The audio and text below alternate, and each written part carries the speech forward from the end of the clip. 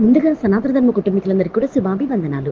ఈరోజు నేను మీతో చర్చించాలనుకున్న అంశం బిల్వ వృక్షం భూలోకంలో ఎలా ఉద్భవించింది అనే కథనాన్ని ఈరోజు మనం తెలుసుకుందాం.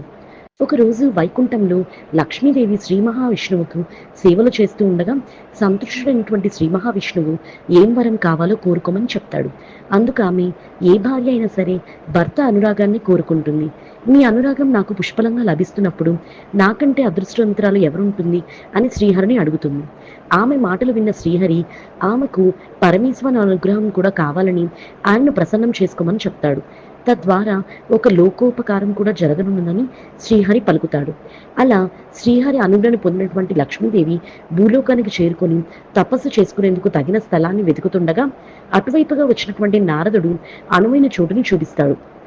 ఆయన సూచించిన స్థలం ప్రకారం శ్రీశైల క్షేత్ర సమీపంలోని పాతాళ గంగను చేరుకొని ఓ అశ్వథ వృక్షం నీడన తపస్సు మొదలుపెట్టింది. అయితే తపస్సును ప్రారంభించే ముందు గణపతిని ప్రార్థించకుండా పొరపాటు చేసింది. అందుకు కోపగించుకున్నటువంటి వినాయకుడు లక్ష్మీదేవి తపస్సుకు ఆటంకం కలిగించమని సరస్వతీదేవిని ప్రార్థిస్తాడు. గణనాథుని విన్నపం మేరకు తన అత్తగారి తపస్సుకు విఘ్నాలు కలగజేసాగింది సరస్వతీదేవి. లక్ష్మీదేవి ఎంతగా శివ పంచాక్షరి జపం చేద్దామనుకున్నప్పటికీ తపస్సుపై ఆమె మనసు లగ్నం కాకపోవడంతో దివ్య దృష్టితో అసలు సంగతి గ్రహించిన లక్ష్మీదేవి వినాయక వ్రతాన్ని చేసి ఆయన అనుగ్రహాన్ని పొందుతుంది. ఆనాటి నుంచి వాయుభక్షణం చేస్తూ ఘోర తపస్సు చేయసాగింది లక్ష్మీదేవి. అయినా పరమేశ్వరుడు ప్రత్యక్షం కాలేదు.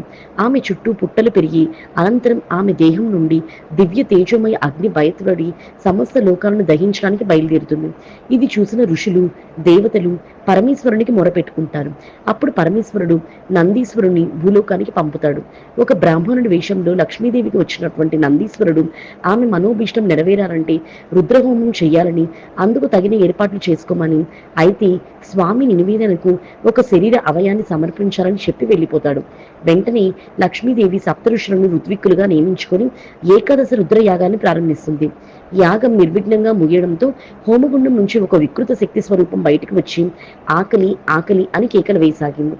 అప్పుడు లక్ష్మీదేవి ఖడ్గంతో తన వామభాగపు స్థనాన్ని ఖండించి శక్తికి సమర్పించబోగా ఆ శక్తి స్థానంలో పరమేశ్వరుడు ప్రత్యక్షమై లక్ష్మీదేవిని కరుణించి ఆమె వక్షభాగంలో ఎలాంటి లోపం లేకుండా చేసి వరం కోరుకోమని చెప్తాడు. అప్పుడు ఆమె సర్వవేళలా తనకు శివానుగ్రహం కావాలని ప్రార్థిస్తుంది. అందుకు ప్రసన్నటువంటి పరమశివుడు తదాస్తు, నీవు విక్షు వక్షస్థలంలో స్థిరంగా ఉంటావు. నీ నామాలు విష్ణు వక్షస్థలయ స్థితాయ నమః, విష్ణు వక్షస్థల స్థితాయ నమః అని స్తుతించిన వారికి అష్ట ఐశ్వర్యాలు లభిస్తాయి. నీ నివేదిత స్థలాన్ని ఈ హోమగుండం నుంచి ఒక వృక్షంగా సృష్టిస్తున్నాను. దీనిని భూలోకవాసులు బిల్వ వృక్షం అని పిలుస్తారు. 3 దళాలతో ఉండే మారేడు దళాల్లో పూజించే వారికి సర్వశుభాలు కలుగుతాయని దీవిస్తాడు. ఇలా బిల్వ వృక్షం పరమశివుని సేవ కొరకై భూలోకంలో సృష్టించబడింది. మరి తెలుసుకున్నారు కదా బిల్వ వృక్షం భూలోకంలో ఎలా ఆవిర్భవించిందో. ఈ వీడియో చూసిన మీ అందరికీ కూడా కృతజ్ఞతలు. ముందుగా సనాతన ధర్మ కుటుంబీకులందరికీ కూడా శుభాభివందనాలు.